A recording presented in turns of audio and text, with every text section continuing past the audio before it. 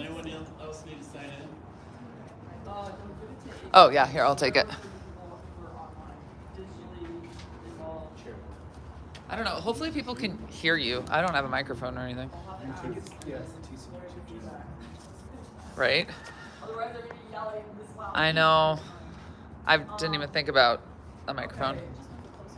Oh, I could do that too. Do you want me to get right up in your grill?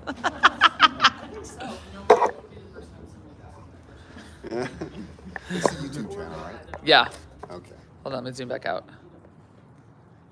I'm hearing volume is on. I can hear. Okay, volume is on. Okay. All right, you guys, we're going to get started. This is actually really exciting. I don't know. You guys are probably like, why is Coach Karen so excited for this?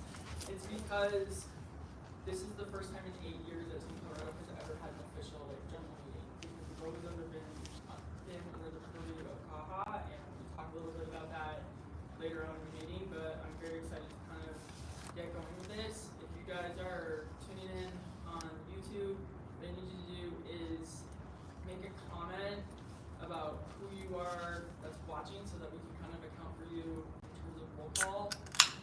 So we can say, hey, here's who was at the meeting, so it can be a part of being kind of for as part of the meeting minutes.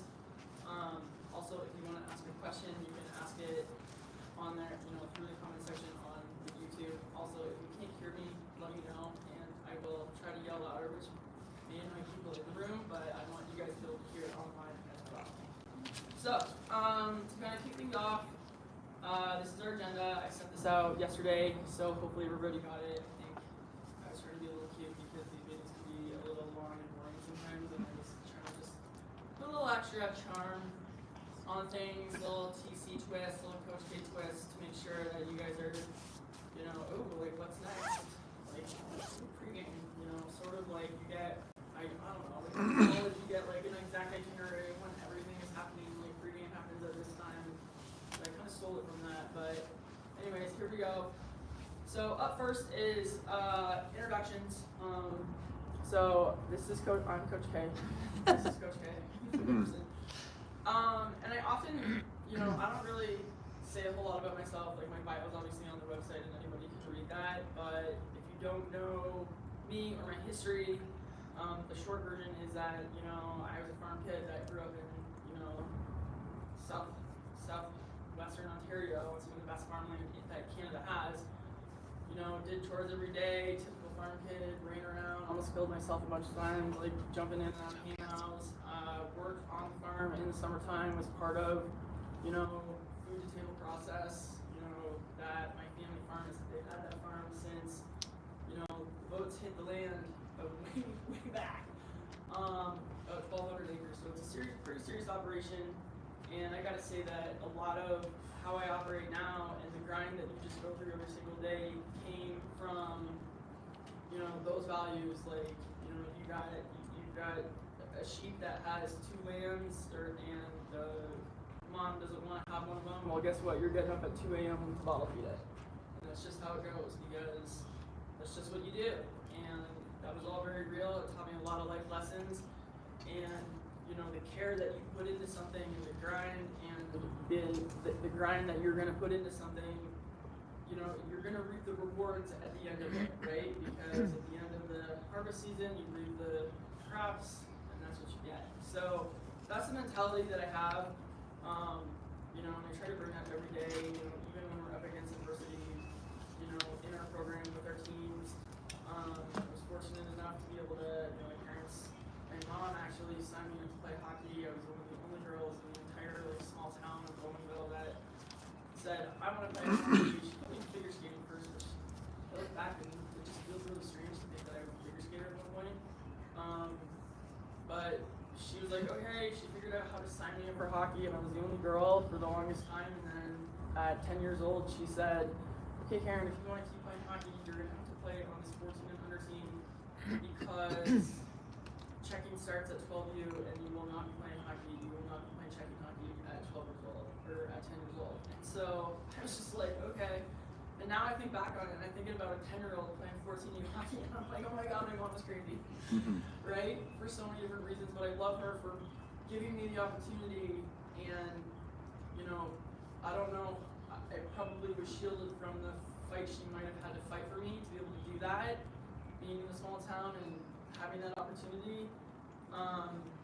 You know, how I grew up playing hockey was very different than how you guys are growing up playing hockey, and even Coach Ava, because there was no NCAA hockey when I was growing up. You know, the reason I played is because of how much I loved the sport, right? How hard I worked at it and what I put into it was a simple love for the game.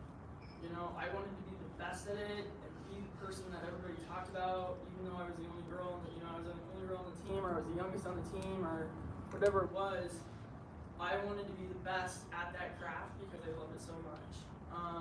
Not because there was something that I could reap, you know, I didn't know it was coming, but eventually it sort of came when in 1999 the NCAA introduced women's hockey as a varsity sport, and all of a sudden there were all these college coaches showing up at our tournaments in Toronto, and I was only in grade 12 at the time, and there were 13 grades that you had to get through in Ontario at that time.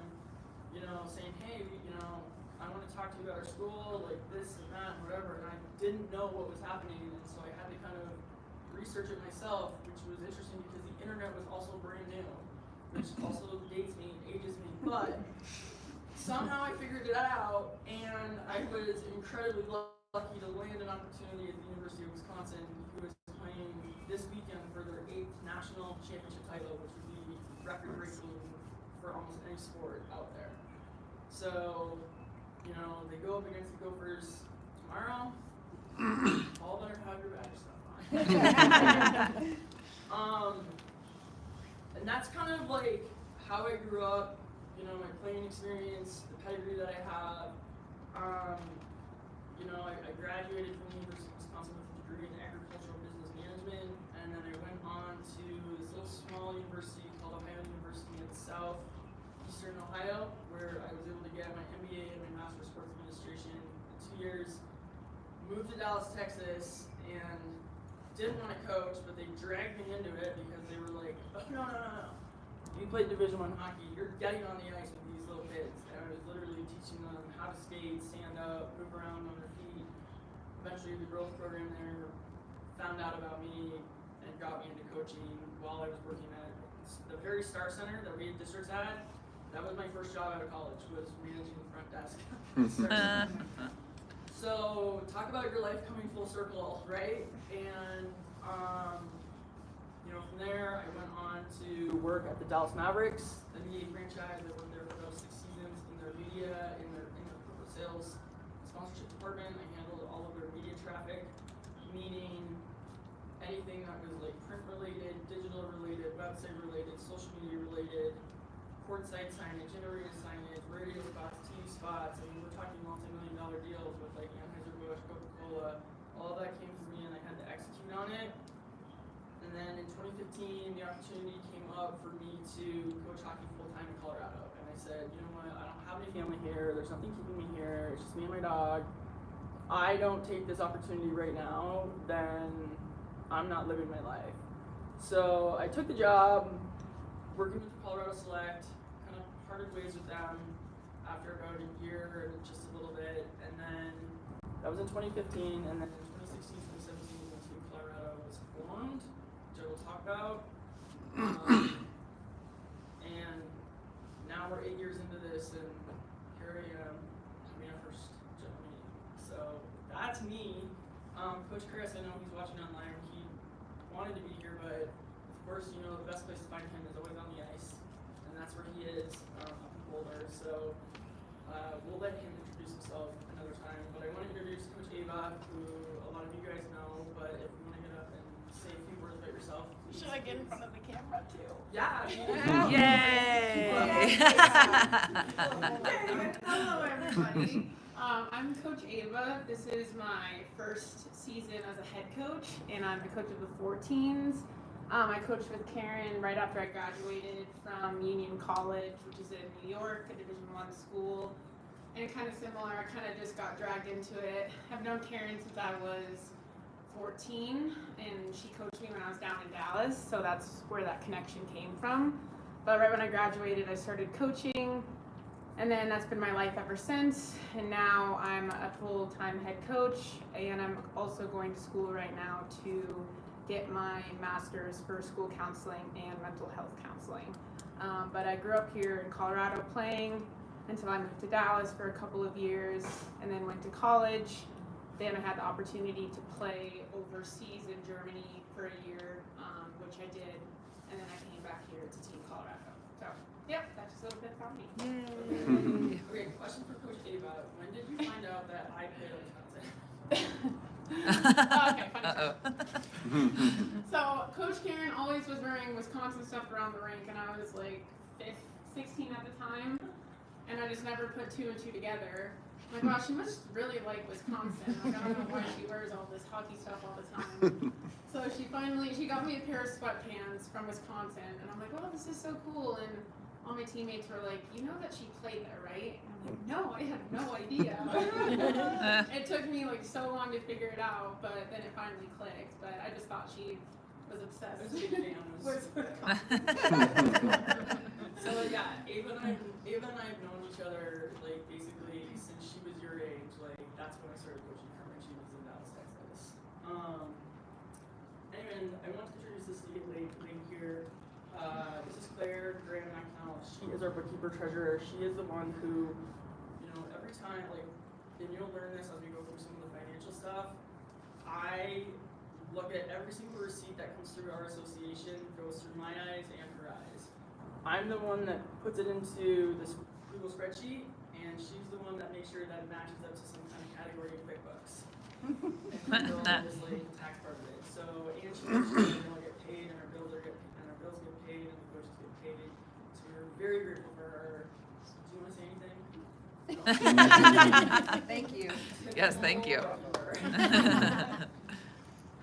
Okay, I didn't put anything on the screen because I don't know that there are the words to kind of describe like how and when Team Colorado, or how and why Team Colorado came together. I figured I would just kind of wing it as I was talking about it. Like I said earlier, Team Colorado was formed in 2016-2017. This is the very first season.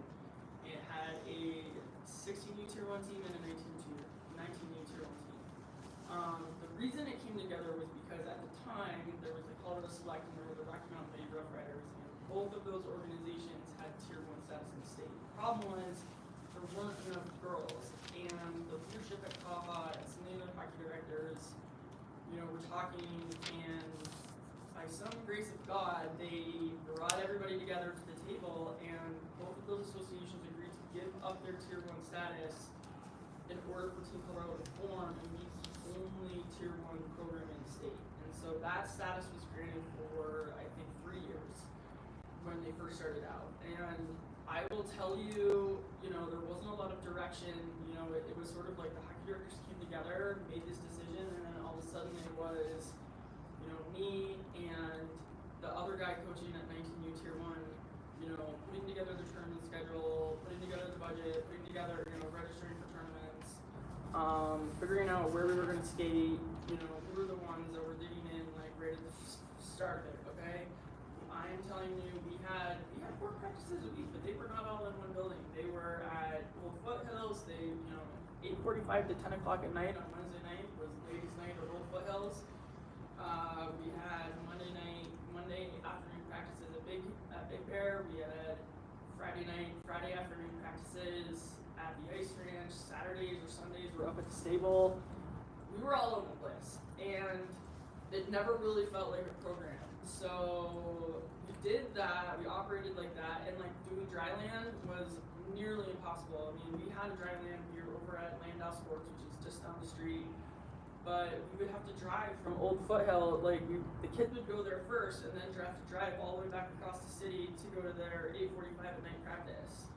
And so it just was like haphazardly sort of thrown together. There wasn't a ton of support. Like everybody was ideally supportive of it, but when you dug into it, they weren't really supportive of like wanting to give up ice time and like help us, you know, get into a building and help us have a home for our girls play, right? Because hey, they're just as deserving as the boys. A couple years goes by doing that, and then we finally get into, we were in the South Suburban Complex, and then we're up at South Sub, up at Sports Stable, sorry. So we had two of the teams at the sports complex, I think it was 14s and 16s, and then the 19s were up at the sports stable.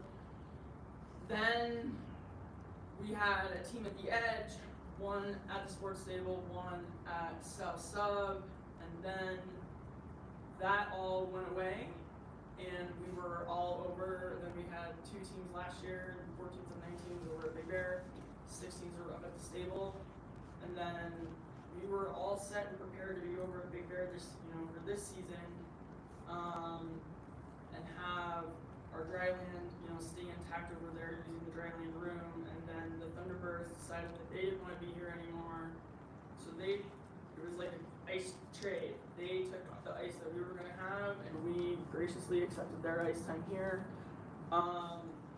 which this year has gone very well.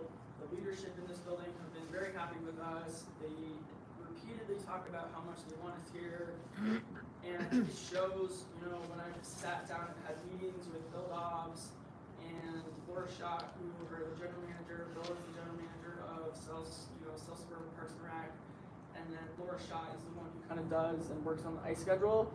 Every single meeting that I've had with them has been very positive. We've always been trying to be flexible where we can, and then likewise, for this season schedule, they were able to make some adjustments for us that's going to make it better for us and our teams. So that's kind of the history of it. A very broad 30,000 foot overview, but I was like, there's no way anybody in this room knows any of that. Where our beginnings came from, and that we were just like a circus all over the place, and not knowing what was going to happen the next year. And now it really feels like, hey, this is our home. This is where we're going to be for a while. This is, we're going to be working with the drill house next season. It's finally this is the way it was always supposed to be, how it was always envisioned, and we're finally here. Does anyone have any questions about that? No? Okay. 14s. Woo! Brag on you guys, alright? Finished with an 18-25-5 record and ranked 37th in the country on myhockeyrankings.com. You guys placed second at Mountain Mayhem. You survived the norovirus at the JWHL, which I have never had a weekend like that in my entire life, but it happened. We got through it, and by all intents and purposes, I really feel like it did come to brought you guys together, in a different way than you probably thought possible.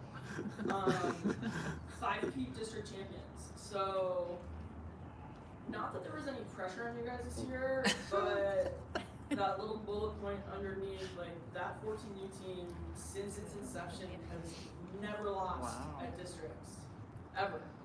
It's always been the champion. So that's something to be proud of, because there's not a lot of teams that can say that in the entire country, that they have always been repeat, sometimes twice in a row, maybe 3 times, but never 5. So put that feather in your cap and know that you guys did the work, and you grounded out when the time mattered, okay? We have 10 2010s moving on to the Rocky Mountain District Camp main camp in May. We'll find out about the 2011s here in a little bit, They always release those later, but that's half the team. They all made it. Half the team, half the team is going to the Rocky Mountain District Camp in May, which is huge. So I'm really proud. This is my favorite part where I get to brag on the teams.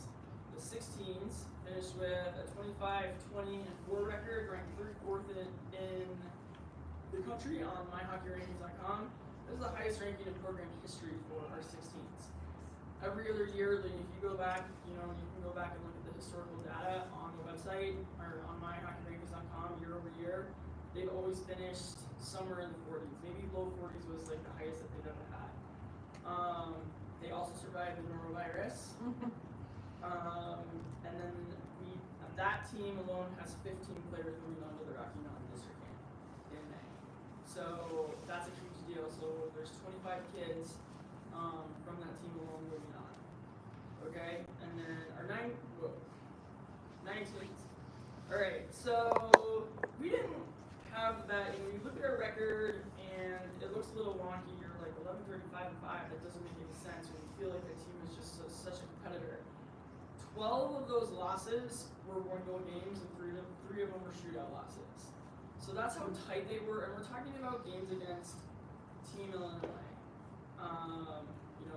Dallas, obviously, some pretty good, Arizona, some pretty good teams that were ranked in the 20s and 30s, okay?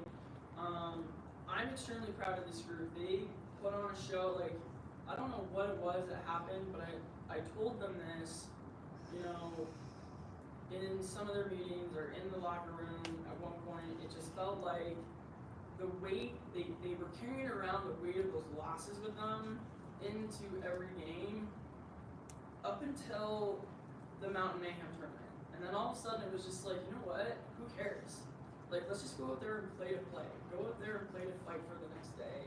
And their whole entire mentality as a team turned around. Extremely proud of them.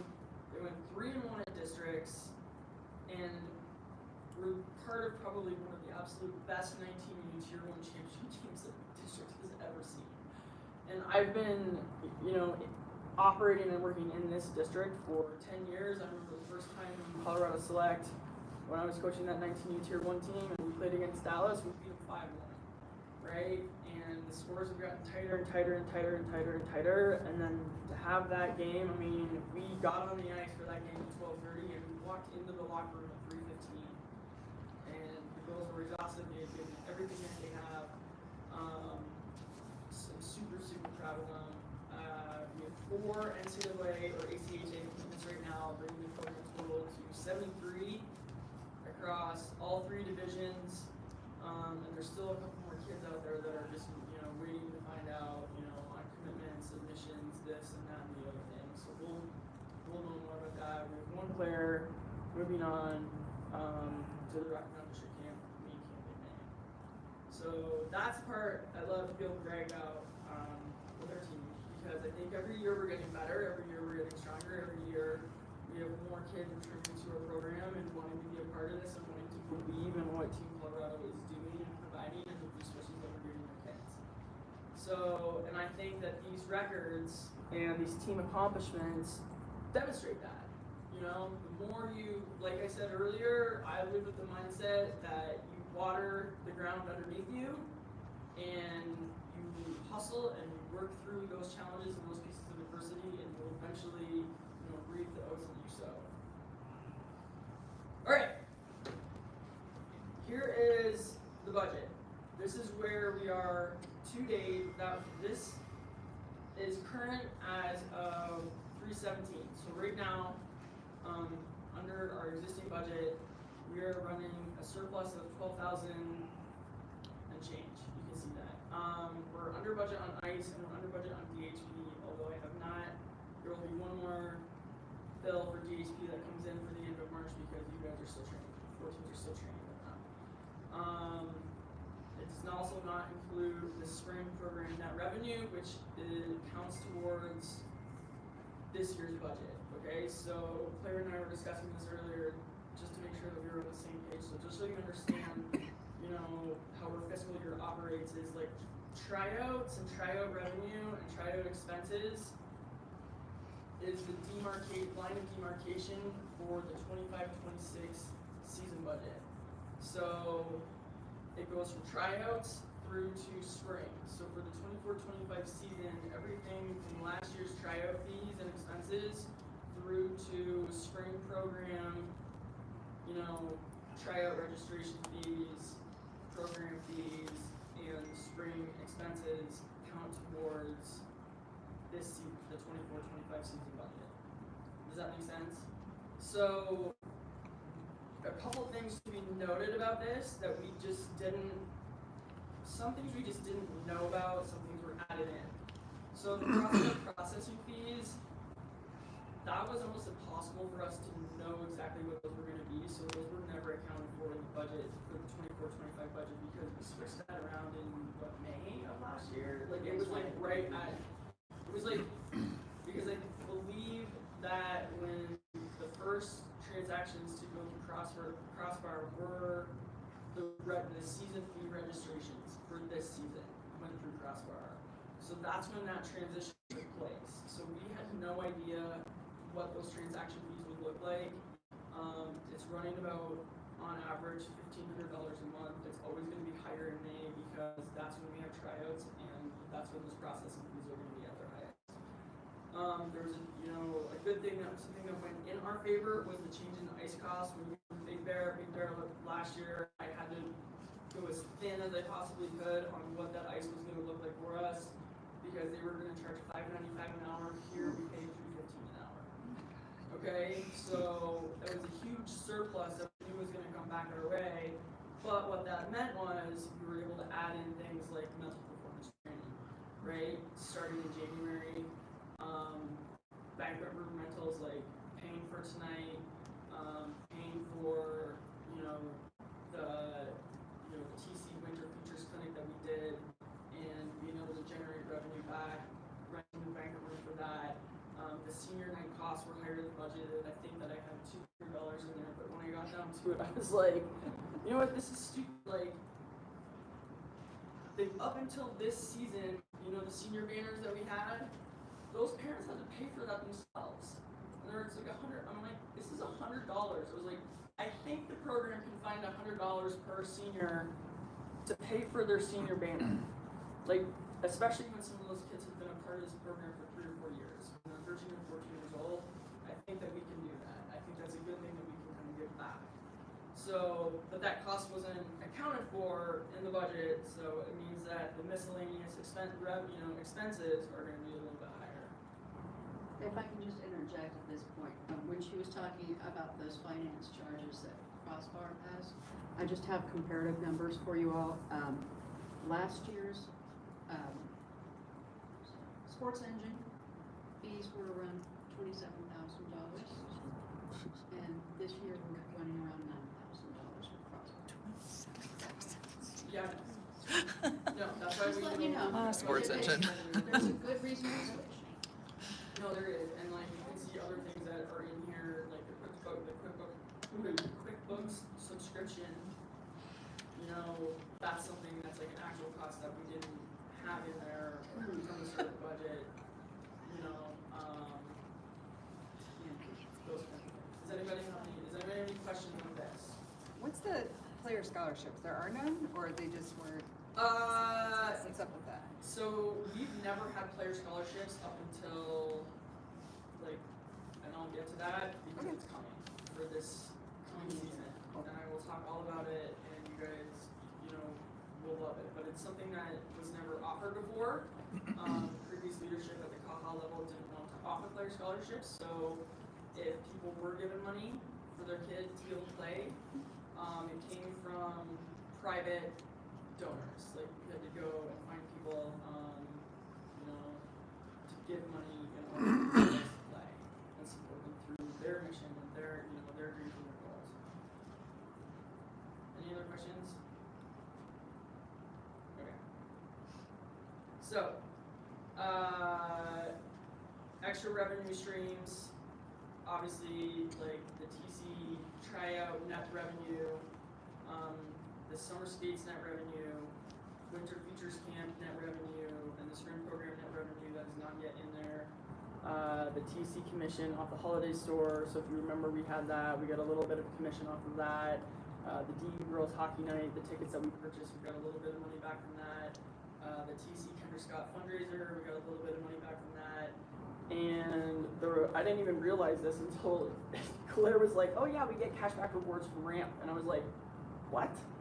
And she's like, "What do you want me to do with this?" And I was like, I don't know, just put it in the bank account. I guess, like, do something. But those are extra revenue streams that will let us add in different things, and or the reason that these are highlighted yellow is because these auxiliary programs that we run. So the summer skates over the summer, coming up, if I have to think of all the things that we do, like the net revenue on the tryout, like that's not accounted for anywhere in our season fee budget. That's just extra revenue that, we get to take in as a program. The summer skates that you guys sign up for on Sundays, the net revenue from that after we, pay for the ice and pay for, the coaches to be there, the TC Winters Features Camp, which by the way was probably brought in about $5,000. The TC Spring program net revenue, all of that from this season are gonna help fund the player scholarships. So that's where the money for those scholarships, so after we get through, you know, this and you know what that net revenue is gonna look like from spring, you know, myself, whoever is voted in as president, and Claire will sit down and say, okay, what is that number for the scholarships that we feel comfortable being able to kind of give out to people who have applied, and you know, what amounts are reasonable to give out to people, and that's gonna depend on, you know, each individual family situation, which we'll get to. Does anybody have any questions on this?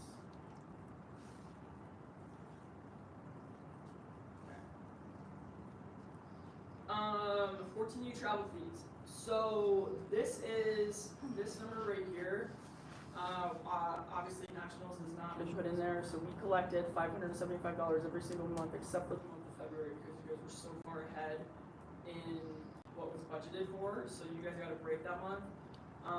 Every single family group, you know, in this at the 14 level was squared up in March. I just put those in yesterday. You would have probably received an email about those and those charges, or the credits go through. It's interesting, the credits go through right away, but the charges you have to schedule. So all of the charges that will go through tomorrow, and then there will be one final travel fee bill in April for USA Hockey Nationals. This is what the total, like all in, for your players' expenses, if you paid in full or if you did the payment plan, these do not obviously account for like parent travel costs. Okay, so for example, you know, and you can kind of see on here which ones were probably like the Minnesota weekend was a team travel event, the Arizona weekend I think was a team travel trip, and the JWHL was a team travel trip, right? And you can see that just because those numbers are higher, right? Usually we're going to be down around the three, you know, Canada was higher, Boston was higher, most of the trips were lower. Any questions on any of those? Okay. For the 16s and 19s, this is where we ended up. So the cost for the 19U for one player on the 19U team, their travel fees, their total travel fees were $11,500-ish, and on the 16s it was $11,200-ish. The difference being the 19s traveled with 19 kids mostly instead of 20, whereas the 16s usually traveled with a full roster, except with the exception for a couple trips. All in, you're going to be between, on both teams, you're between like 18 and 19,000. That's what it comes out to, you know, if you add in your season fees. So, you know, I think there's a lot of myths out there. Oh my gosh, like Tier 1 hockey costs $30,000 and it doesn't, you know, these are the numbers. Like the numbers don't lie. This is, I literally looked at it. I can show you every single receipt. I can show you every single report for every single trip. And this is where they come out to. Do you have any questions on this? Nope. Okay. Again, families squared up in March. I think those triggers should all go through tomorrow. Credits went through right away. The survey. So this was interesting. We had 59 families in our program this year. Our response rate was actually really good. We had 37 responses. So we had 11 responses for each of the 19U and the 16U teams, and 15 responses for the 14U team, which is great. That's 75%. Honestly, like I look at these numbers, you know, everything is over. Like if you look at the averages,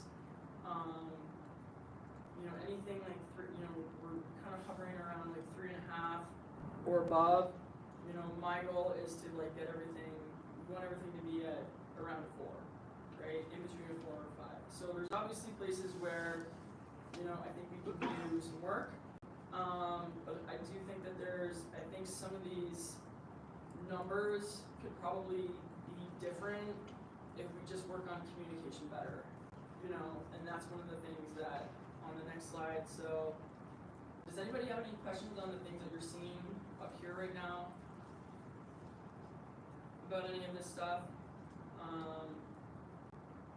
So obviously, like, off-ice training was great, the amount of practice hours this season, like, just so you know, like, it's interesting, Crossbar keeps track of, like, where I pulled those numbers from, like 147 touches, but that's practices and games combined. So whenever you have, like, an event on the calendar, like, that's where it pulls those from. So I don't know whether those, those obviously all aren't games, but they're not all practice hours either. It's a combination of both. All three teams ended up around, I think the 19s ended up at 51 games. The 16s ended up around 49, and the 14s are at about 48, but they'll get, 3 more at nationals. So when people ask, hey, how many games do you guys have on your schedule? Well, it's usually between 45 and 55. It just depends on the season. Again, really good, everything, this one, team success based on expectations. I was not exactly thrilled with that one, but, I think we all want our teams to win more. That's just human nature. Like, we like the feeling of having success. It reinforces what we're doing. So when we don't win, or we feel like there's teams that we play where we just fall short, like, that's where that can get a little, people are focusing a little too much on that and not on, the overall season of, hey, did we, like, get better as a team? Did we, really, did each individual player get better? Did the team develop as a team and get better and really come together at the end of the season? And I would say, for all intents and purposes, that our teams did, right? I would say that our 14s came together, they had a bang up, like, showing in districts. Our 19s did, our 16s, definitely, I think everybody probably wishes that team did a little better at districts, but they had a great year. They had a winning record, and they finished, like, ranked fairly hot, like, middle of the pack, across the nation, and that's not something, like, that doesn't just happen without those girls and those coaches working hard day in and day out. This one I think is interesting, daughter's ability to balance hockey with academics is a 4, because, the rub has always been, well, my kid gets home so late from practice or there's not enough time on the weekends for them to do their homework, but then everyone who comes back who responded on the survey is saying that their kid is a great student and has really great grades. So, a little mixed messaging, but that's where that came back. So I thought that was kind of an interesting one. I highlighted, the competition we played against for a reason here in a second. So this is where this kind of gets, a little bit more of the short answer questions. So the top 3 areas where we can be better coaching your honors practices, a more balanced travel schedule, and better tournaments. So it's interesting, you go back, everyone said our competition we played against was 4.6, but yet everybody wants better tournaments. So I look at that and I want people to realize that the tournament schedule that we put together, we are going to some of, like, a lot of the best tournaments that are out there that we can play against. And so if people are answering that they want better tournaments, I would need to sit down and, like, ask those people specifically what it is that they're thinking when they say that, when they're also answering that they thought the competition was great and that we did a great job putting the schedule together. More balanced travel schedule. This was interesting because a lot of people also answered that they thought we did a great job putting the schedule together. Last year when we went through the survey, the feedback was eliminate back-to-back weekends and don't have any tournaments or weekends away before finals. So that was the commitment that we made, And because last season, I think from October to November, we had 4 tournament weekends, 4 tournaments in 5 weekends. And then we went to Dallas right before finals, and everybody was losing their minds. So my commitment and our commitment, you know, when I talked to Chris and I talked to Ava, and we were looking at the different events to put together, you know, we said, look, let's try and do 2 events a month. You know, whether, you know, so if you look at the schedule this year, we had Naha over Labor Day weekend. 2 or 3 weeks later, you know, the 14s went away to Canada. 3 weeks after Labor Day, the 19th and 16th went out to Exeter. Then Utah came here in October, so we didn't have to travel, you know, for the 16th and 19th. 2 weeks after that, we went to NIT. 2 weeks after that, we did the Midwest Showcase. Then 3 weeks after that, we went to Dallas. Then everybody had Thanksgiving break off. Then we went to Arizona, and then we didn't have anything on the schedule until the 16th and 19th went to the East Coast Wizards Holiday Tournament, which I'll get to here in a second. And then we had a home weekend in January, then in Detroit, and then we went to Detroit, and then we had JWHL, and then we had Arizona here. So you could make a case for like, hey, we did have one back-to-back weekend, but I will tell you that those are 2 of the best tournaments to go to in the entire country, and they're worth our while, and they're worth every penny for us to be at those for the competition and the level of exposure that you get to the level coaches. So I look at the schedule that we have, and I'm like, I don't know how you can make it more balanced, because we didn't travel every weekend. We traveled maybe every other weekend or every 3rd weekend. So that's what was interesting to me about that is I'm not, you know, I'm still trying to wrap my head around that.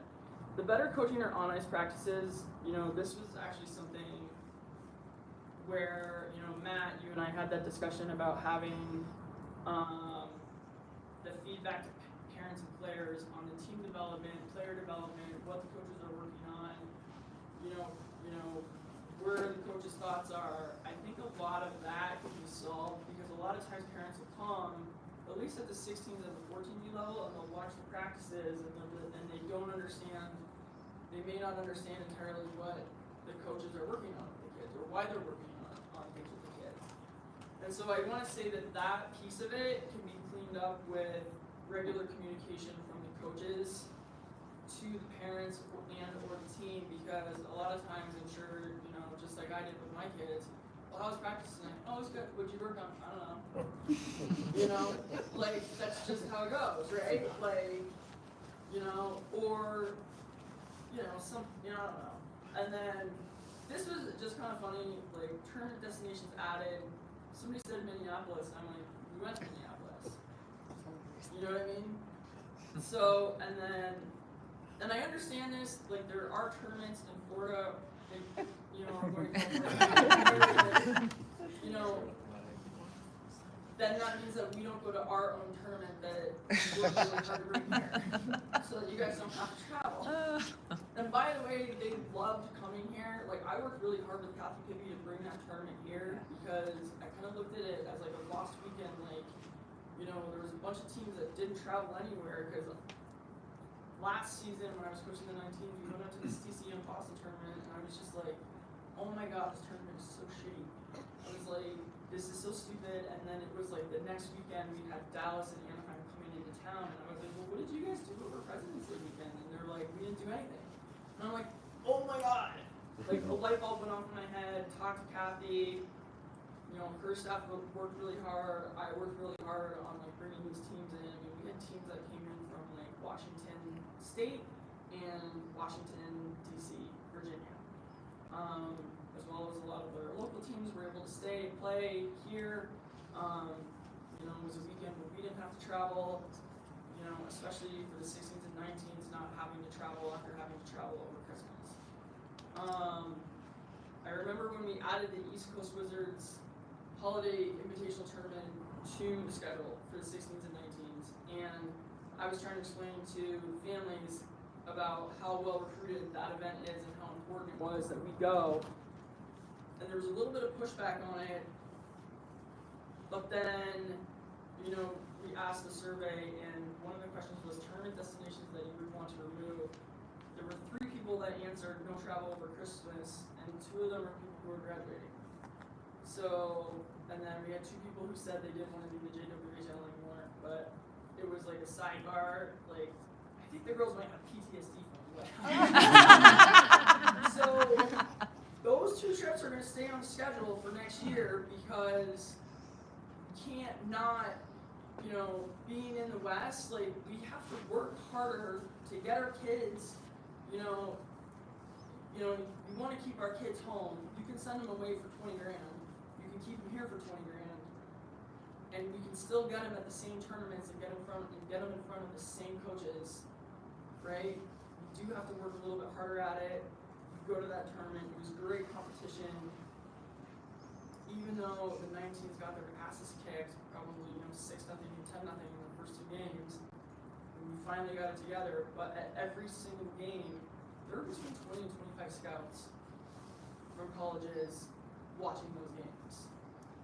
And that's a huge value to be able to say, hey, look, like, we're working hard to put your kids in front of these college coaches that they want to go to school and play for, right? Like, that's another opportunity, and it's an opportunity to go to a tournament that's where you don't have to miss school, which was the other piece of feedback. So we got more hockey games in this season with less missed days of school. Year-over-year comparison from the 23-24 season to the 24-25 season, because there were a couple of weekends where we left on Fridays after school, and then we did that one tournament that was over Christmas break where nobody was in school. More video sessions and more one-on-one video sessions was another piece of feedback that we got. More in-game feedback was another piece of feedback that we got. This was just an interesting one, and you know, I kind of went back and forth on this, like when we went into it, but with the Buttergrade fundraiser, someone, and I don't know who it is because it was anonymous, this person remained anonymous, having the Buttergrade fundraiser funds go back to the player who raised the actual money, because, you know, and my thought, and just so everybody knows, my thought behind it was like, hey, like, let's have this be a rally point for the team, and like get the team behind it so that everyone's kind of in it together.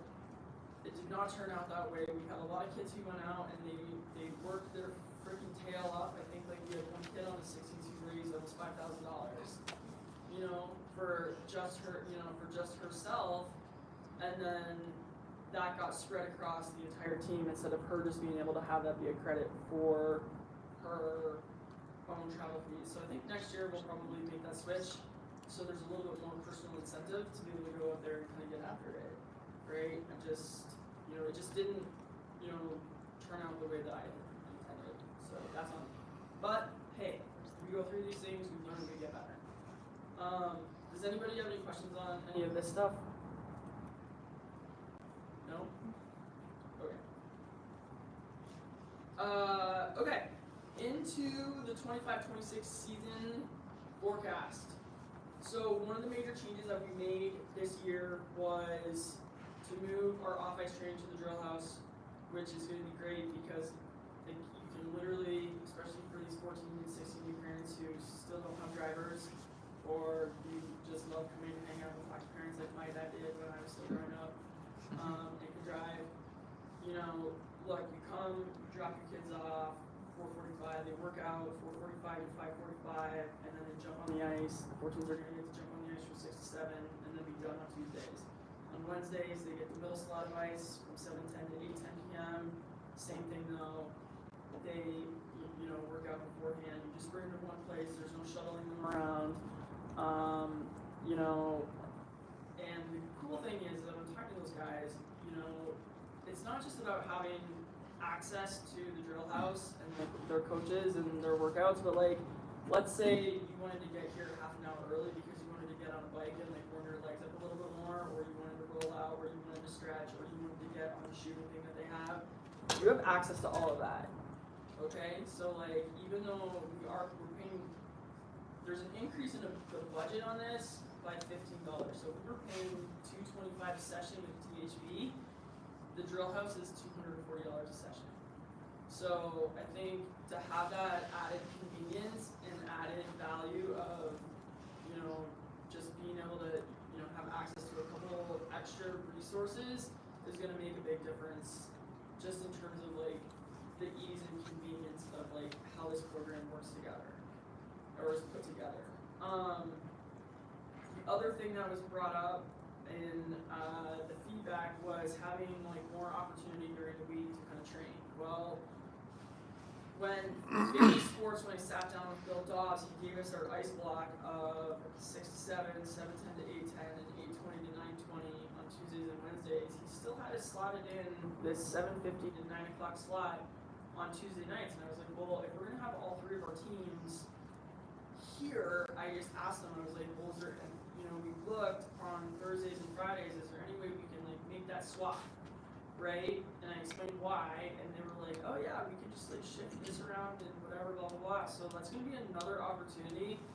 And even if you can't get there right at 3:30, you can get there at 4 and jump on the ice and jump right into, you know, whatever, you know, it'll be Coach Chris running the session, but like, you know, there will be times where I'm out there and like maybe he starts the session with just doing a ton of skating and agility work and footwork, and then maybe, you know, hey, he takes D over here and I've got the forwards, or maybe Ava's out there too, and we're just, you know, we're working on face-offs, or we're working on picking up the puck off the boards, or we're working on like small area just like battling and contact, or we're working on like shooting off the drive, or we're working on, you know, all of these little things that everybody wants to work on and makes a difference in your game, but you can't really do it during team practices because those need to be reserved for team concepts, systems, you know, those types of things. So I think that's going to be a huge benefit to us, to be able to have that in there. You know, it's optional, so you don't have to go, but when we're in town, like if we travel twice a month, we'll have it available to us twice a month, you know, on the times we are here. Colin, our goalie coach, also said that he could come out and be there for the goaltenders, for the goalies who weren't able to go out, because our goalies in the survey, they asked for a little bit more. They were like, we love Colin, we just want more time with him. Okay, well, here's where it is. Okay, and that's gonna be included in your fees, so that you don't have to go out and get like extra lesson ice or extra, you know, training, you know, with Colin on the side, or extra training with another private lesson coach. Like you just come to TC skill session and you get the same thing. Yes, ma'am. Got a question from YouTube. Did the players seem able to put in a full on-ice effort having an hour of dry land directly before on-ice practice? I would say sometimes yes and sometimes no. I think it depended on what the workout was. So, and I will tell you that, because this did come up, this was a question about, you know, whether to have, you know, should we have dry land, you know, immediately before a practice, or immediately after a practice. Last season we had dry land times that were not on the same nights as practices, and attendance dropped. So we try to wrap them around each other, and I will tell you that when you go to college, you lift and then you skate, or you skate and then you lift. So, and that is probably in season, that's 2 or 3 times during the week, wouldn't you say? So that schedule is not that much different. You know, we're training these girls to get into the habits of what it's like to be a collegiate athlete. This is something that you will have to do at college, and you will have to figure out how to be your best at both, with the realization that, hey, not every day you're going to be at your best. Okay, like you're gonna have your ups, you're gonna have your days where you're gonna be on your A game, and then you just have to make sure that when you recognize that, hey, I'm not on my A game, I'm not having my A game day, that you have the best possible B game day that you can. Okay, and that is the thing, right? Everybody has an A game and everybody has a B game, and it's just how it goes. We're also gonna add in mental training sessions with Ryan Ford. So this past, you know, when we started these in January, we went through Untapped Mental Performance, and then they contracted with Ryan Ford with Fortitude Mental Performance.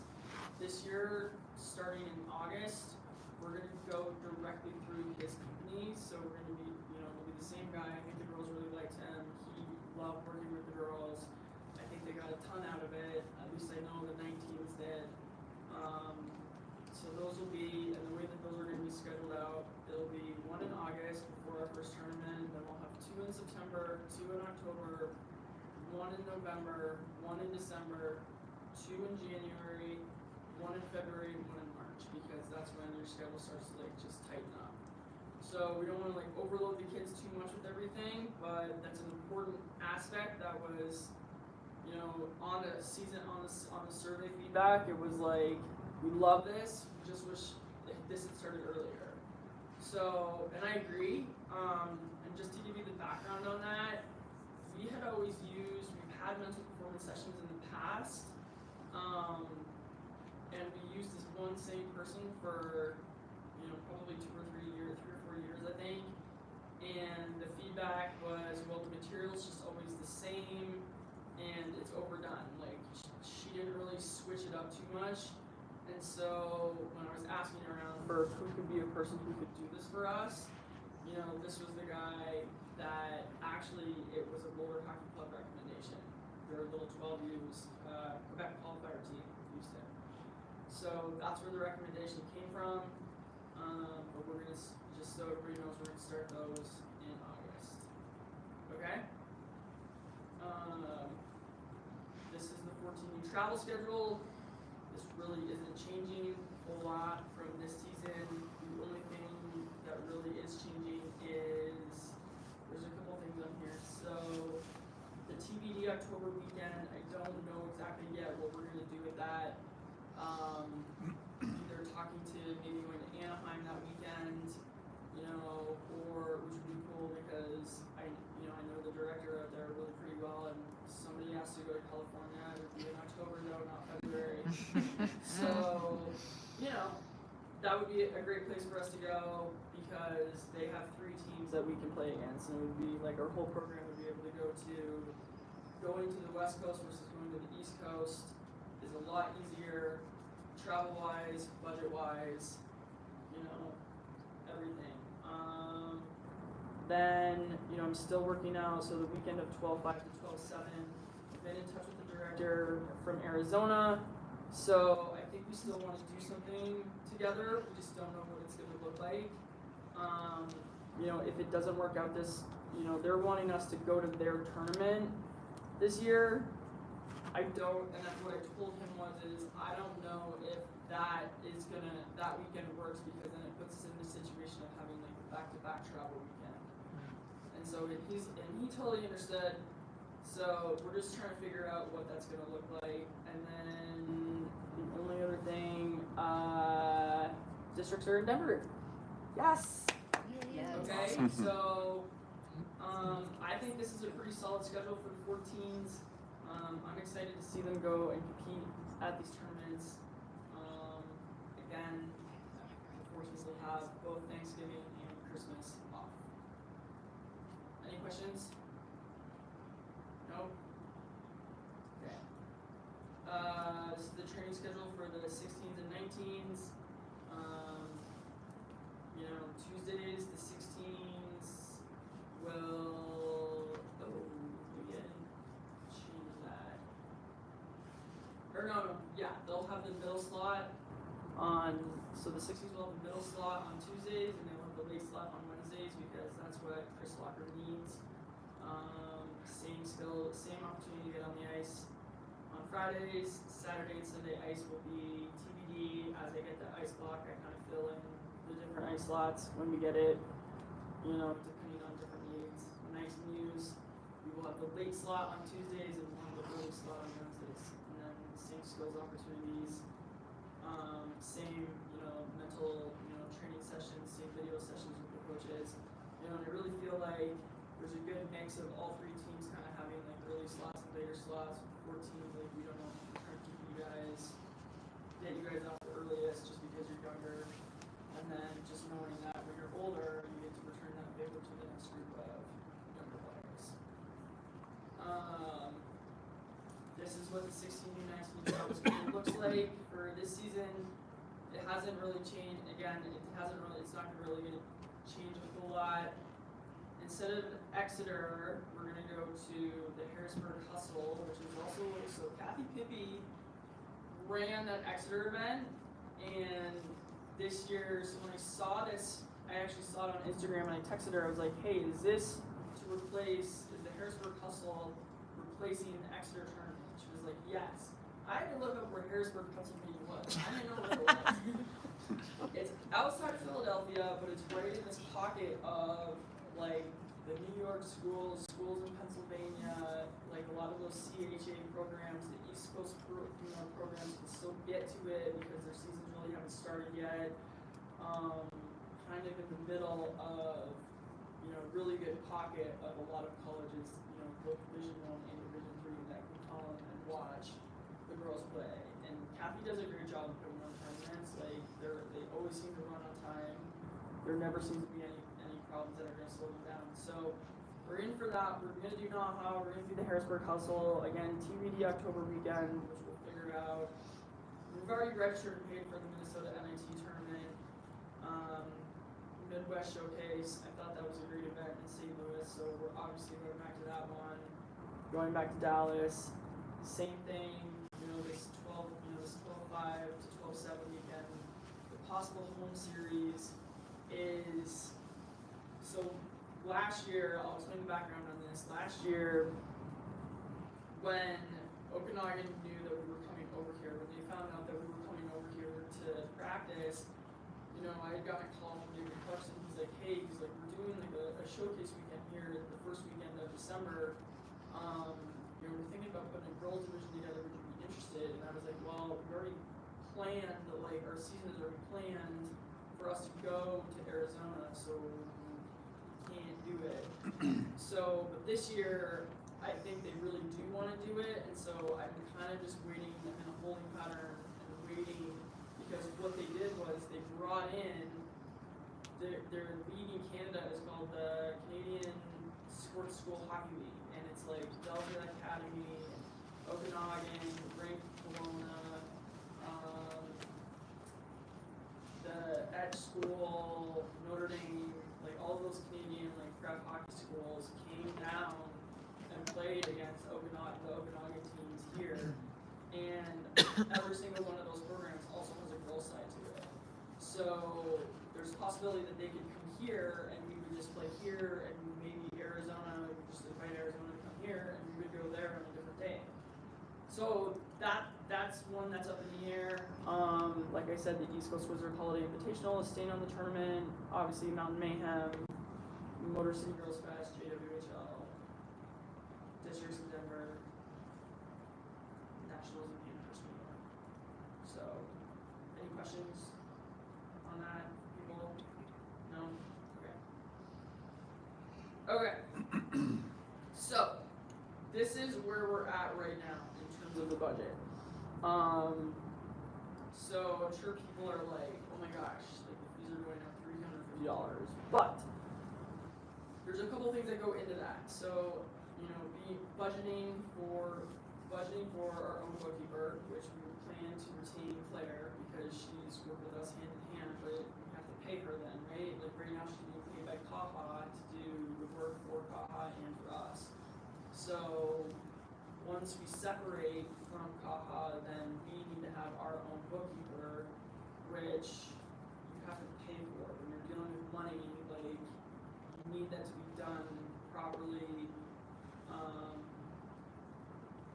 And she's had her head inside these books for the last 2 seasons. So that's why we've been planning to retain her unless word votes otherwise, but right now, that's in the budget as something that we have to pay for because it's important.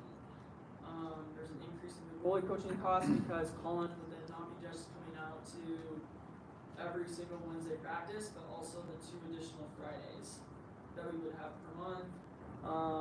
The adding in of the mental performance training, that's going to be about $7,500. The drill house is going to be slightly more expensive, $15 a session. It's really, not that big of a jump. We can budget in for the crossbar fees, which we weren't able to do that before. We can budget in for the QuickBook fee,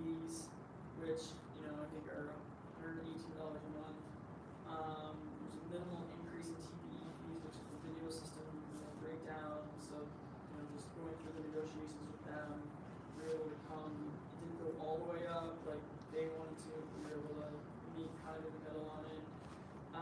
And then we have to get supplemental association insurance. So, and that's just to kind of, there's some stuff that USA Hockey will cover us for, and there's other stuff that USA Hockey will not cover us for. So every association out there has supplemental association insurance, to protect ourselves in case, somebody wants to sue us, or, somebody gets hurt and USA Hockey's not gonna cover it, and we have to step in and be able to cover it and pay out. But that's like, it's really not that expensive. I think the quote that I'm working through it with the agent right now. It'll be annually, I think it's like a $600 to $800 premium, so it's not that expensive. But I wanted to include it so that everybody is aware of it. Is there any questions on that? So, okay.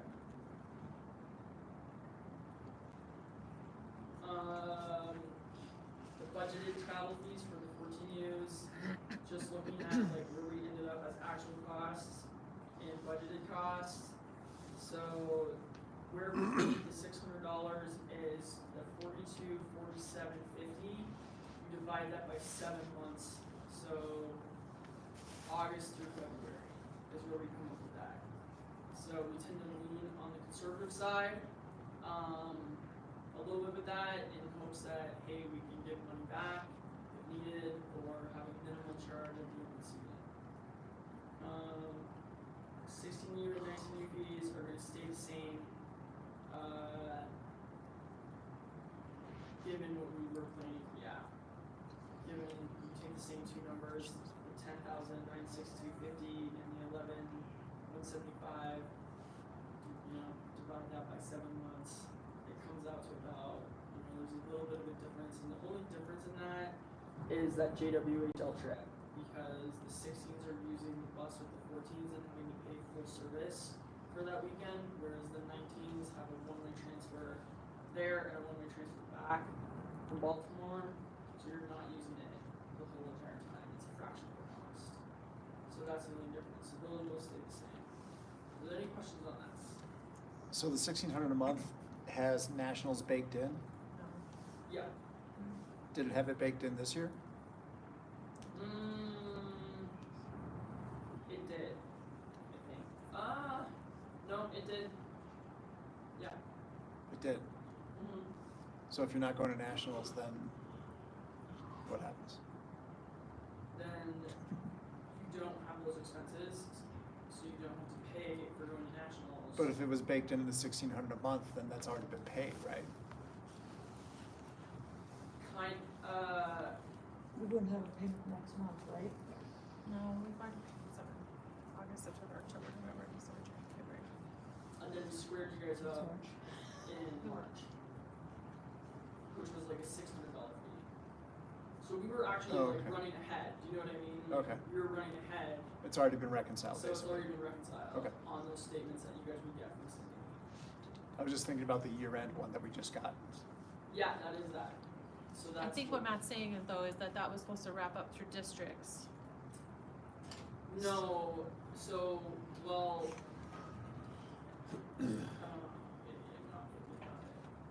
wrap up through districts, And then we were gonna square up after nationals. and then we would have squared up after nationals. For So national the fees. The $1,600 a month was through February, not through April. Okay. Does that make sense? So that's where that number came from. So then, because we didn't make nationals, so like for example, with the 14, like they paid their travel fees. They paid their travel fees Today, August yesterday. through February. August through February, but February they didn't pay because they were running so far ahead. And then March, You just paid. we just paid just reconciled for March, and then they'll have one more bill after national. So it would have been the same thing for us. We would have paid 16. We would have squared up in March after districts because that 1,600 was August through February instead of August through nationals. So it wasn't. I mean, it was in there, but it wasn't accounted for in the 1,600. Yeah. Does that mean? Kind of. So was 1 month of 1,600 not paid because of not going to nationals? Or was it paid and nationals was then credited back? I think some months were more expensive than the 1,600 also. Okay.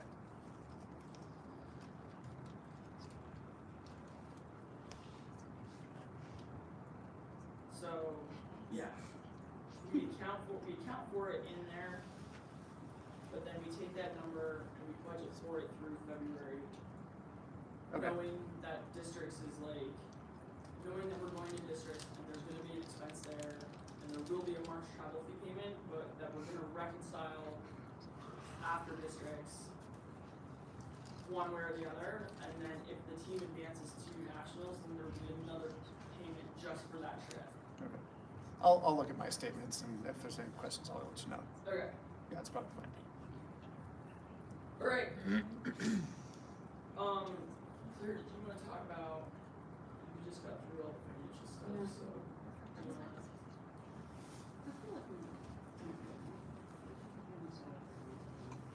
Okay. Okay.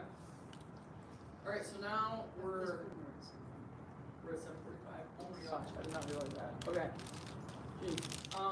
Okay, so now we're getting to the point where, you know, there's been talk about like separating from CAHA. Okay, so for the last 8 years, we've operated under the purview of CAHA. And when the new board took over last year, was it last year? Or 2 years ago? I think it was 2 years ago.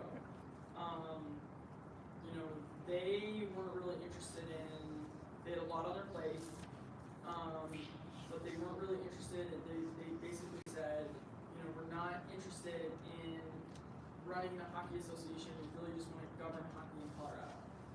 So, this, for 2 years, so 1 year we went through, and then we did a second year under them still, but we started having they finally got some of that other stuff off their plate, or at least a little more organized to where we could finally address this.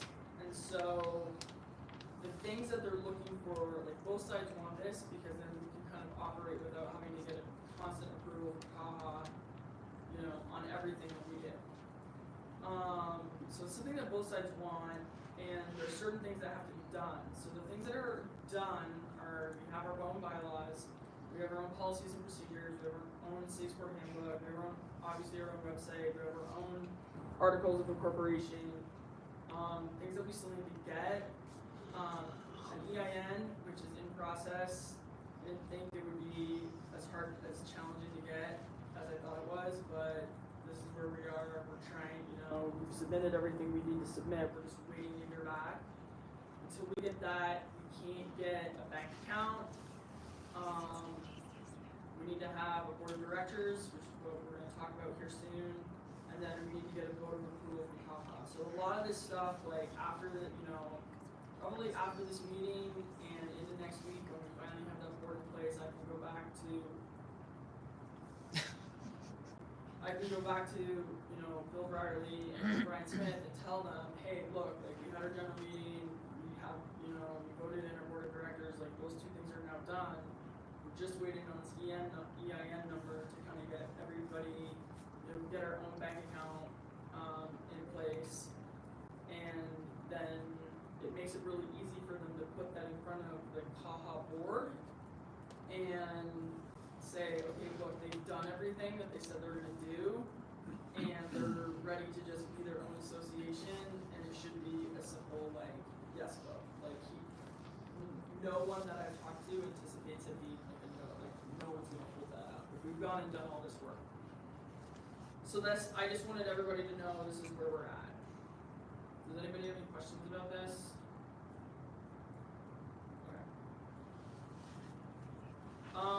Okay, the scholarship program, which I said that we would talk about. So yes, you know, we finally have this in place. You can find it under, it's linked here in the presentation, which I'll make sure to send this out to everybody so that you have a copy of it. If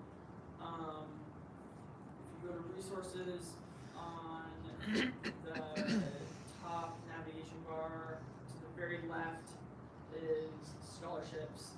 And scholarship application, the application's on there. So, like I said, you know, revenue from any and all program-wide fundraising or sponsorship efforts, the auxiliary programs, and in any and all in-kind donations are gonna be what's supposed to us. And so, then, like I mentioned before, it'll be myself, our treasurer, and our president probably getting together to decide, okay, how much of this money do we wanna dedicate to scholarship program, and how much do we need to, like, or how much, you know, how do we decide which family gets how much, if that makes sense. So, the criteria, which is all listed on the application when you get it online, is, you know, family income level and employment status. So we're obviously gonna ask for your most recent tax return, pay stub, documentation of any other major changes in income or unexpected financial burdens and expense, academic information for the player, transcript or report card from the most recent year, a letter of recommendation from the teacher, if the child or the player is involved in extracurricular activities, community or volunteer activities, hockey achievements the player is involved in, you know, getting a letter of recommendation or documentation of what that kid is doing, how many hours they put in somewhere, letter of recommendation from someone involved in that organization, and then any other situations that you believe should be considered for your family situation. So those are all the criteria.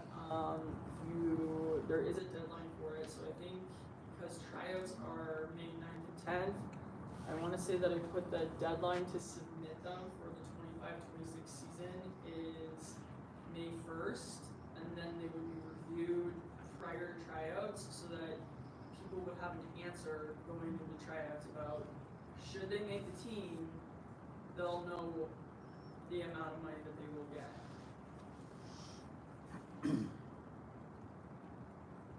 Alright. We're almost there, you guys. I promise. Okay, so here is where, you know, when we put together the board of directors, there are a section of positions that are voted positions, which are the president, vice president, secretary, community tier 2 liaison, and the state sport coordinator. And then there's positions that are appointed positions or hired positions. So the director of hockey would be me, the bookkeeper, treasurer, Claire, Graham, McDonnell. The registrar is Kelly Brennick. She's been doing it for 2 years. And then we will also have age division reps, which we will decide after tryouts are done. Because we want to know who's going to be kind of like on those teams before we decide those. So I guess, and here's how this is going to work. So we're not going to vote on anything tonight. It's going to be an electronic vote. So all of the nominees are going to get a chance to, like, I either have slides for them and personal statements from them that I'll read. If they're here in person, they're going to get a chance to get up in front of everybody and say why they are the best person for the job.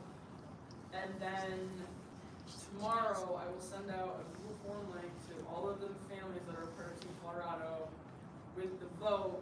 You know, it'll be anonymous. You don't have to say, you know, who you voted for, but then I will send those results out back to the membership, you know, given a time limit of like 24 or 48 hours, right? You know, because I want people to have time to go to like digest some of the stuff. So Holly Ballo is not here, so I'm just kind of start with her. So these are Holly's credentials. So these are her non-profit experience. You know, she was telling me about Quick Tech Free-Ski, which is something that she started in 2021. You can see all of her credentials up there. You know, basically, like getting a nonprofit up and running is no easy feat. It's, you know, I'm doing it right now with the help of some individuals. It's not an easy thing to do. Her for-profit leadership experience, she's also got listed here. So she could probably, if she were here, she could probably tell you a little bit more about what each of these things means.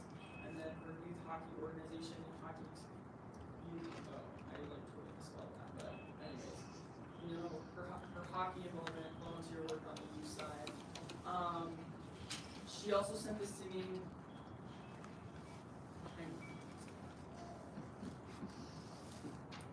So So, Holly Vallow, nominee for president.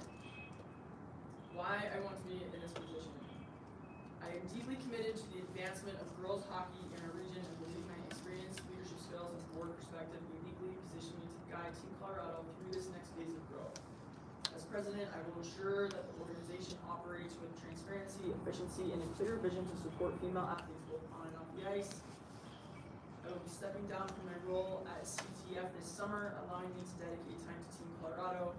My experience in building and managing a nonprofit from the ground up, learning from both successes and challenges will be invaluable in strengthening Team Colorado's structure and operations as it evolves. Her personal statement, which she added on, my daughter Brooke has had a unique hockey journey and we are now in our third state for hockey. She will be a graduating senior next year, which allows me to bring a unique perspective to the role of board president. I am fully invested in ensuring Team Colorado's position for long-term success, but will also maintain the necessary distance from on-ice coaching decisions. I believe impartiality is crucial in supporting the board, players, and families in this inaugural year. Additionally, I plan to stay on for a second year after Brooke moves on to college hockey, providing continuity for younger athletes and families who need guidance or an outside perspective. My connections to programs in neighboring states, the Utah Lady Grizz, Jacksonville Blues, Teton Valley Cutthroats, align with Team Colorado's mission to represent more than just Colorado. Expanding outreach and collaboration with surrounding programs will help elevate the organization and create more opportunities for female athletes in the region. With my nonprofit expertise, business leadership background, and deep commitment to growing girls hockey, I am confident that I can effectively lead Team Colorado as its first board president. So that's Holly, and then I believe we have AJ Muldrow and Kelly Brennick. Come on down. I'm acting as both. I'm AJ and Kelly. Hi everybody, I'm AJ Muldrow and this is Kelly Brennick. Just kidding. I'm totally kidding. Kelly is enjoying her spring break, but she gave me all of her info. So I'll kind of talk about myself first, and then I will read Kelly's thing. Is she on laughing? No, it's just like 5 seconds behind. Oh. Again, my name is AJ Muldrow. My daughter Aiden is on the 14s team. She's a 2011, so kind of the opposite of Holly. I was gonna say Brooke. The opposite of Holly, we're just coming in, so just getting started. This is, however, Aiden is finishing up her 9th season, so we have been in girls hockey forever. She's always played girls hockey. She's dabbled in boys hockey, but she's really been a girls hockey player forever. My personal experience, enough about Aiden. I, before coming here, was her team manager for 3 seasons. Before that, I was the team treasurer for a couple of seasons, so I kind of like to dabble in everything. One of the seasons was when the Foothills Flyers started, so I was part of that transition with Dylan Bozeman that kind of took a whole team of girls and went and formed the Foothills girls side. So I am kind of involved in starting up a girls program. They obviously already had the nonprofit side of it set up, so this is like way more complicated, but at least I've added in the girls side. I've done the bookkeeping, the treasurer stuff, all the stuff for that, and I loved every second of it. It was awesome. And while I was there, I was also the girls registrar, so that was exciting. Before that, I'm a professional volunteer, so you know I did all the PTO stuff, PTA, PTO, preschool, all the things. Yeah, and Kelly, oh, more about me. Sorry, I have lived here my whole life, so I just say that because Kelly put that on here. Kelly's been here since 1998. She's got Piper, who was an 09, playing on the 16s team. I think she just finished up her 2nd season here.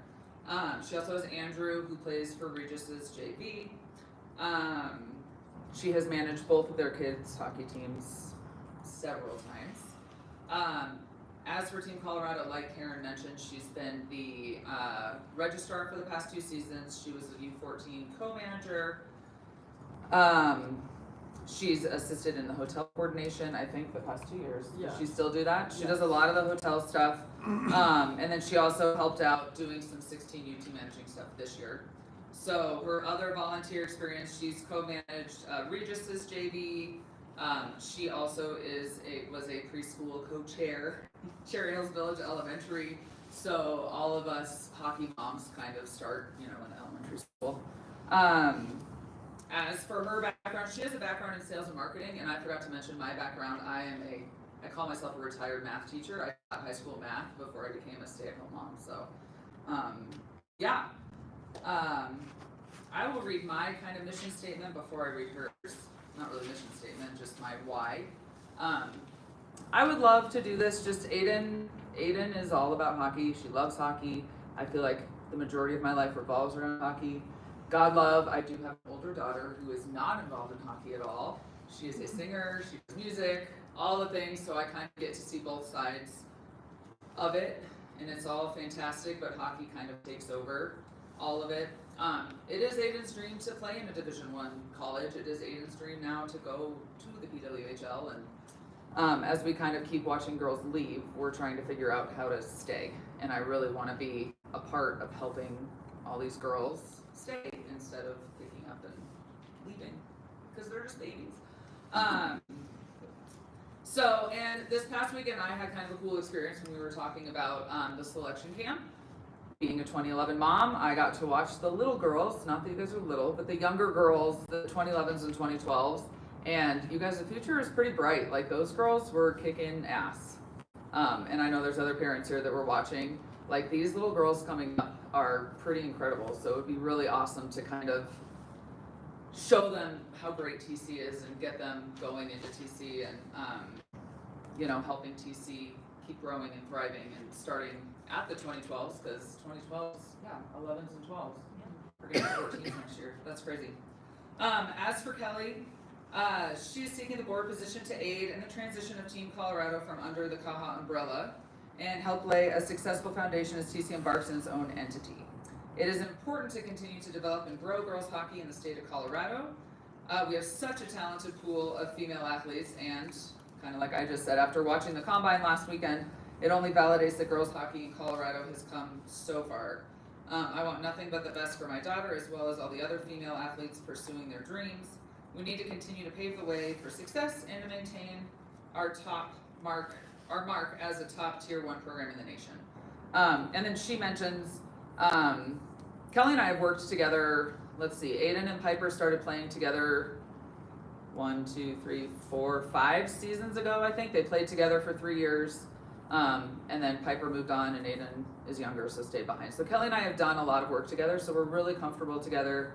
And we just kind of thought it'd be fun to come in and hit up the president, vice president, and kind of kick things into gear. So, anything else? I don't know. You guys have any questions for Adrian? Any questions while I'm standing here for me or Kelly? Me or So are Kelly? there 2 vice presidents?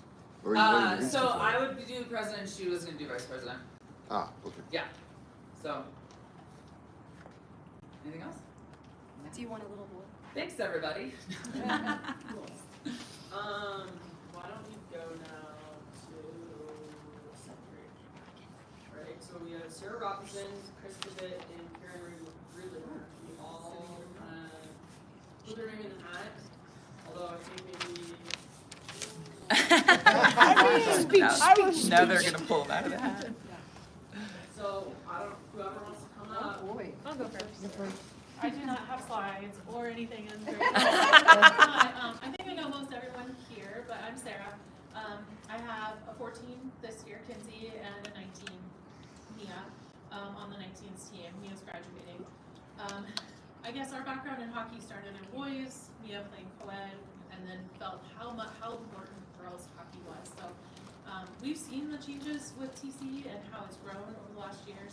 And really the improvements. I know, like Karen has laid out the differences from the last 2 seasons to this season, and I will tell you the simple being here, just the environment of not being at Big Bear, it's different, you guys. It's much different, and I think it's very positive. The girls feel it. That carries on to the ice and to the other things they do. So I threw my name in the hat because I don't want not having a secretary to keep anyone from not moving forward with improving things for our girls. So, happy to help however, and whatever. Yes, Sarah.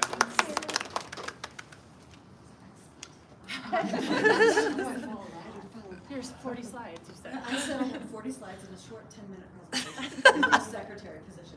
My name's Chris. I am Campbell's mom, and she's 16. We just finished our second year at TC. Campbell's only been at hockey for 5 years, so like this is all new to us, and we're very supportive. And I just want to be here to support. And just like Sarah said, like I didn't want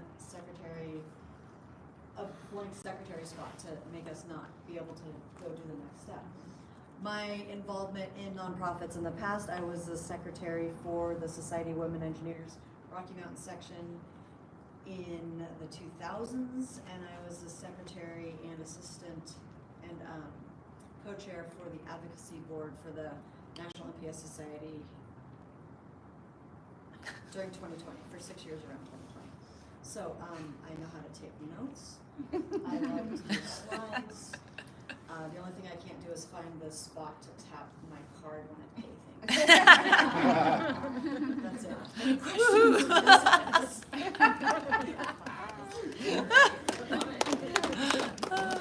I'm good. I just had signed up because it was empty and I didn't want you to have an empty spot, Karen. So the community tier 2 liaison position, I have Will Fry on there, and kind of like at the last minute, Roger Bradley actually put his name in the hat. So Will, I asked, he's on vacation right now, and so he didn't send me anything.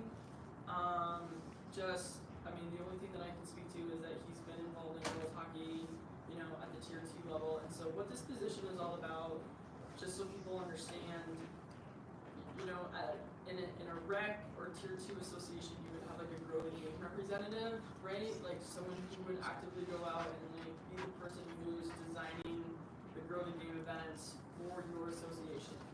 Because we're a tier 1 association, we don't generally host grow the game events, but we can be an added resource to that. And so we decided that, I was going back and forth with a couple different people on, well, what should this be? Because we need to be involved in this somehow, because eventually some of those the littles are going to grow up, and some of them could be in our association. So how do we bridge the gap between our tier 1 program in the state and the tier 2 and rec programs in the state? And so having this person is going to be the person who is going to be reaching, doing outreach to, associations like Arapahoe and Littleton and the 14ers and the Flyers and Boulder and, anywhere, Mountain Select, like anybody, like, hey, like, when's your next event? Can you come and help? How can we work together? Our tier 1 team is playing against, Utah's coming to town this weekend. We would love it if, you would bring your girls out or let your families know about, know that this event is going on so that they can come and see what tier 1 hockey is. So Will Fry threw his name in the hat. He's been, Sylvie has obviously been involved playing at the tier 2 level, so he understands like what happens at the tier 2 level. So that's all I can kind of speak to for him. And then Roger sent me his credentials. So this is Roger's his hockey coaching resume. His coaching resume, he's a Colorado. Well, he's a New York Islanders fan, so that's some confidence in somewhere because he never lets me forget it. But these are all of the positions that he's been involved in, over the last 8 years. He's been an instructor at Rocky Mountain Hockey School, so he knows like all of those guys that work there. He's a level 4 coach certification. He was the head coach at Select, 14 tier 2, 19 tier 2. He was my assistant coach when I first started coaching the 14U team like 4 years ago when we first had that program. And then he also was an assistant coach with Chris at the 16 tier 2 level, and then this year he was obviously an assistant coach with Ava. Then his sort of like bullet points that would drive him towards being a good person for this role is, even when he was at Select, and like Select hated Team Colorado because I used to work at Select and we parted ways, and there was a lot of distance between the two 2 organizations. He would reach out to me about his players on his teams because he really believed in that pathway for, you know, the girls that get to the top of that tier 2 mountain and want to take a crack at tier 1. He believed in that pathway and how it should work so that all of the programs from top to bottom would be strong. You know, there's all these other things on here that would obviously, like, you know, he's been a part of our TC family. Like, he came back to coach, like, he didn't coach last year, but when Ava was taking on the role of 14U tier 1, like, he came back to coach with her because he was like, I want to support Ava, and I want to support those girls. Like, that's just the kind of, like, he's practically a second dad to Ava right now. And a brother, you know, he's like Uncle Roger. This was what he sent me and said, he's like, I feel that this position suits me with everything that I've done over the years. You may have remembered Bridging the Gap with Select and Team Colorado, where I wanted my players to advance to tier 1. Select refused to send our girls. I called you to start the process of sending players, knowing we were a feeder for TC. He's like, I also helped the Prevo group, boys and girls, AA practices for the season. Wearing the TC tracksuit 3 times a week over the course of the season. You can imagine how well that went over. That's what I was just thinking. Ooh. But he just was like, I don't care. You know, this is the right thing to do, and this is what other tracksuit am I supposed to wear? You're not giving me one. I was gonna say, And you could pay for build some. strong relationships with families to make it an easy transition for the girls. So, you know, that's kind of what he's put in the hat. You know, so what'll happen is, like I said, is, you know, unless I hear from, you know, somebody else about Safe Sport Coordinator, you know, this is kind of the starting point. Like I said, when I get home tonight or first thing tomorrow morning, I will put together, you know, a Google form where people can just make selections. I'll make sure to include, you know, a more, like, this is a Google slide presentation, but I'll download it and send it as a PDF so people have it, they can refer back to things. On Holly and, you know, they can refer back to things on Holly and Roger and AJ and Kelly and Sarah and Chris and Bill and Roger. You know, the Safe Sport Coordinator, I think, if no one steps in for it right now, it's a position that we can fill down the road, right? Or if somebody doesn't get voted in a position that they want, we can fill it, you know, maybe we would ask one of those people to step into that role. And then when we get those results back, you know, within 24 or 48 hours, whatever I feel like is reasonable, you know, we'll make sure to get that out to the membership so everybody knows what the board is going to look like, and we move forward from there. I apologize. I thought we're only 11 minutes over. Okay? So I feel like there was a lot of information in an hour and a half. I tried to keep it as best I could, but I wanted to be as thorough as I could because one of the things that I am very big about that I feel like previous leadership was not very good on was transparency. You know, especially when it came to the financials. So anytime that anybody has any questions, you guys are more than welcome to reach out to me. If I don't have the answer, I will find the answer for you guys and get back to you. I feel like I'm pretty good at communicating and getting back to people when I say I'm going to get back to them. So, does anybody have any final questions? Yes. I have a Ms. question. Simon. New association status, are we only tier 1? Is it one day gonna be tier 2? Are we kind of, what does this mean? Because I see the tier 2 liaison and segue into, I know the issue is always like, we don't have enough girls, but is there ever talk of a major and a minor team, or how do we get these girls to stay when we've got all this talent in like the middle bubble or whatever level, and then it's like, oh, some are rolling off and there's nowhere for them to go. Do they go back to an association and come back? So it's kind of a very broad question, no, but I just think curious. that's a great question, and I think there's a lot of different pieces to that question. So to answer your first question, are we just going to be a tier 1 association? The answer is yes. So, and the reason why is we can only be a tier 1 association. So that has been set forth by CAHA in their policies and procedures in their tier 1 policies and procedures. Is that it used to be the opposite. They used to want to have, under previous leadership at the CAHA level, they used to want to have it be, if you want to have tier 1 status, you either need to have affiliation with a tier 2 program or you need to grow it from the ground up. This leadership has said we don't want there to be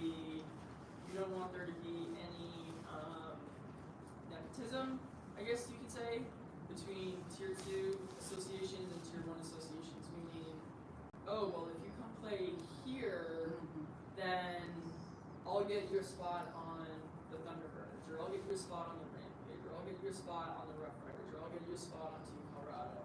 They wanted to kind of eliminate that and just have, and for me personally, I've always felt like, look, there's, rec and tier 2 programs have certain needs, right, that need to be met, and tier 1 programs have certain needs that need to be met. So I'm actually okay with it being separated like that. It lets us focus on just the needs of the tier 1 association. The reason, you bring up the question about the tier 2 liaison, I mean, that's simply just to bridge the gap and have a friendlier relationship so that, when Dylan has his players come to our tryouts, he doesn't lose his shit, or, his other players, or Andre, who's, very protective of his players, they're his players, but they're not, you guys are part of all, you guys are your own players, so when you come, the idea is that as these players are developing, they're moving up and moving on, all of these tier 2 and rec associations, they should be able to put a feather in their cap and say, hey, look, these are the players that we've developed, we developed Paisley DeCan, we've developed, Riley to the point where they are now tier 1 players, right? And they go on to play against team, they go on to play for Team Colorado. That's what it should be. So we're trying to, we can't just expect them, I guess, to, do all the work, to build, to send those players on to us. We have to do our part in reaching out and build and kind of extending the olive branch to have that relationship be just as friendly, right? And I think some people are going to be met easier, they're going to meet easier with it than others. Some relationships are going to be easier to build than other relationships, but by having that person in place, it's just something else that doesn't have to be on my plate because, or on Ava's plate or on Chris's plate to do that work. It falls on somebody else's hands who, quite honestly, comes from the tier 2 world and understands what that pathway needs to be and can actively work that relationship together. Does that Yes. help?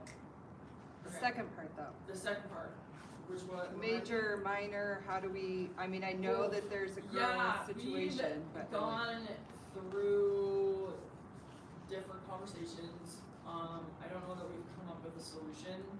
So, Chris and I, here's just the real answer is, and this is more of an issue when you're moving up from 14U to 16U than it is from 16U to 19U. Because at 19U, right now on the 19U tier 1 team, it's losing 14 people. There's 14 graduating seniors because at tier 1, at 14U you have 2 years, at 16U you have 2 years.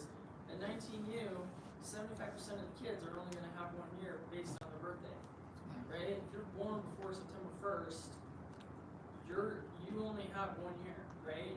Whereas if you're born in, after September 1st, you will have 2 years at 19U.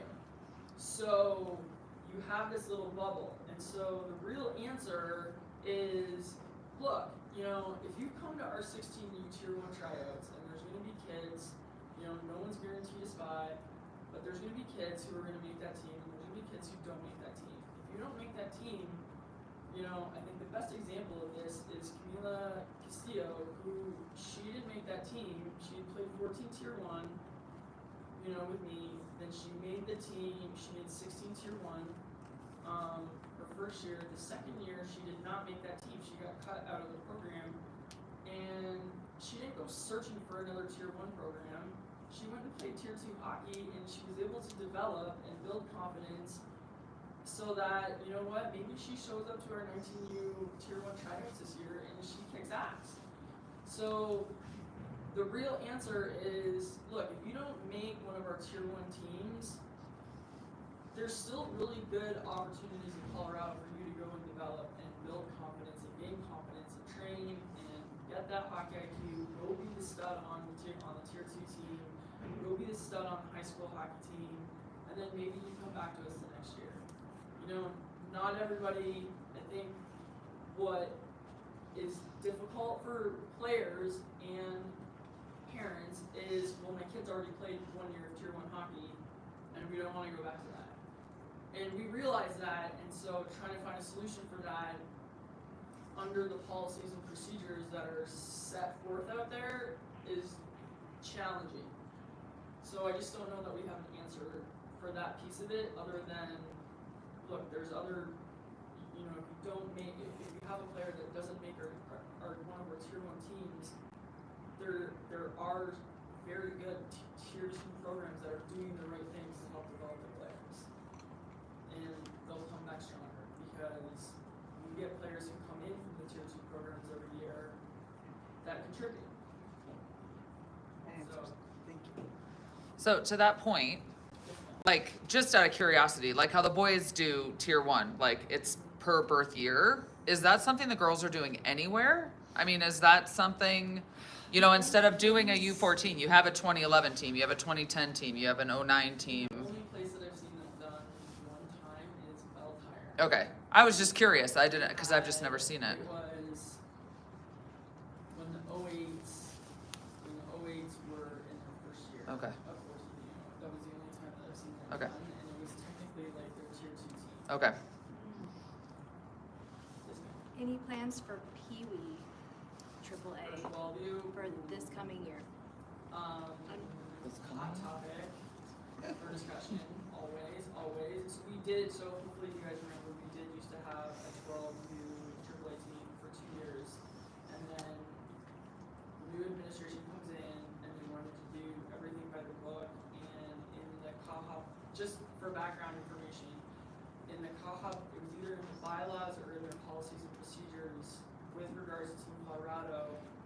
The only teams listed were 14 tier 1, 16 tier 1, and 19 tier 1. There was no mention of a 12 AAA team, so they were like, well, you can't have one. And they also had to, that was also the reason why the boys 12 and 11U teams went away, is because they weren't listed in the bylaws or the policies and procedures, and because they wanted to do anything about the book, they said, okay, well, sorry, but like, you just can't have these teams. There has been recent discussions about bringing back 12U boys and 12U girls. It's just a matter of, can they, CAHOC could just vote on it and decide, but they're doing their due diligence of speaking with the hockey directors to make sure that the hockey directors of these tier 2 programs are gonna support it and be behind it, because otherwise it won't work. So that's just where that's at. So we should know in the next couple of weeks about whether or not that is gonna move forward.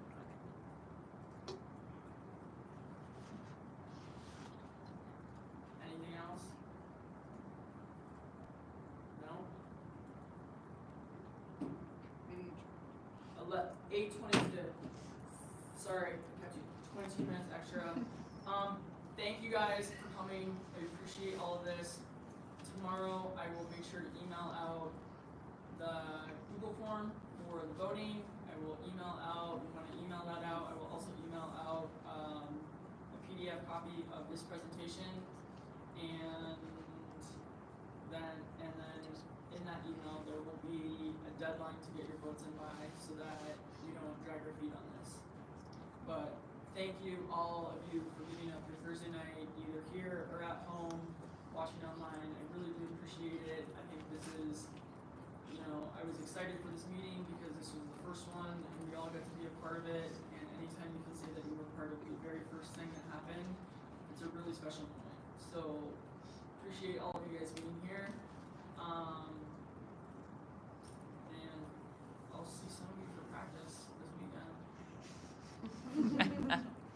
Okay? Cool. All right. Cool, thanks. Thanks, guys. Thank you.